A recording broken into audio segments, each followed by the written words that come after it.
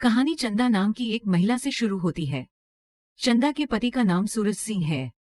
सूरज के पूर्वज किसी समय राजा हुआ करते थे, इसलिए उनके पास संपत्ति और धन की कोई कमी नहीं थी।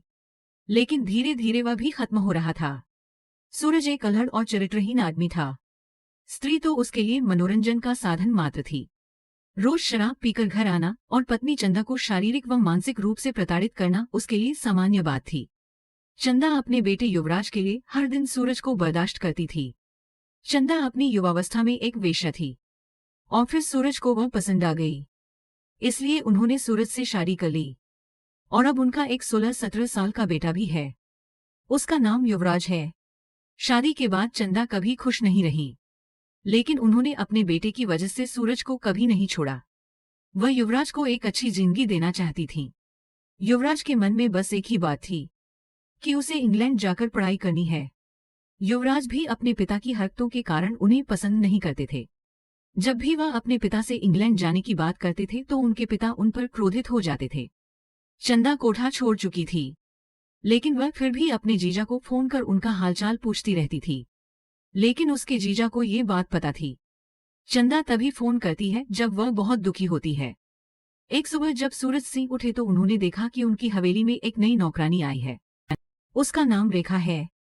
सूरज की वासना भरी नजर रेखा पर भी पड़ती है।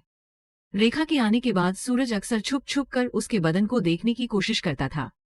सूरज चंदा से पूछता है, तुमने इस नई लड़की को काम पर क्यों रखा? पिछला वाला ठीक से काम कर रहा था। लेकिन चंदा कहती है कि पहले वाला भाग गया है। उन्हें घर में काम करने के लिए पैसे मिलते थे, बेडरूम में काम करने के लिए नहीं। सूरज समझ जाता है कि चंदा किस बारे में बात कर रही है, इसलिए वह उस पर गुस्सा हो जाता है और चला जाता है। अगले दिन सूरज रेखा को अपने पैरों की मालिश करने के लिए बुलाता है। पैरों की मालिश के बहाने वह रेखा को गंदी नजरों से घूर रहा था और जब मौका मिलता है तो उसे छूने की कोशिश भी करता है। लेकिन ऐन वक्त पर राजकुमार वहां आ गया। इस वजह से सूरज रेखा के साथ वो कुछ नहीं कर पाए जो वो करना चाहते थे। रात को सूरज फिर शराब के नशे में हवेली आ रहा था। चंदा अपने कमरे में सो रही थी। तभी उसने सुना कि कोई रेखा के कमरे में गया है और थोड़ी देर में उस कमरे से ऐसी आवाजें आने लगती हैं जैसे कोई सेक्स कर रहा हो। चंदा खुश होकर अपने कमरे से बाहर आती है।